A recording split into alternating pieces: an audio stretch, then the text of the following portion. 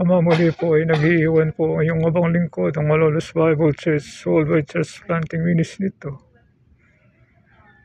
Dito po ama sa Taipei, Taiwan, yung mga hahapua, ipuin mo ang kanilang puso pang humayo at maraming maliligtas at maitatayo pong mga churches. Balang araw pupunta po sila sa MBC at sasabihin nagtayo sila ng mga churches sapagkat hindi pumupo sila para sa mga kaluluwa. Nagbunga ng mga iglesia. Dakila ka po at nakapangyarihan, di sayang lahat ng ito, O Diyos. Pagluha, paglapit po sa pananalangin since 1979. Pagluha sa mga kaluluwa, tagabot po sa kanila. Salamat hindi lang sa Pilipinas. Nakarating po kami sa iba't ibang mga bansa.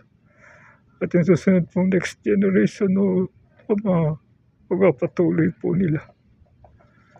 Sa pagkatalang-alang po sa aming pinakamamahal na nagpakasakit sa krus, nag-alay ng kanyang buhay. Ang ipinapangaral po ng Malolos Bible Church, Worldwide Church Planting Ministry, hindi lamang po sa Pilipinas, kundi doon sa North America, sa Canada, sa USA, at sa ibang mga bansa sa Asia. Makarating pa kami ng Europe, Ama. Ang aming Panginoong Jesucristo. Amen.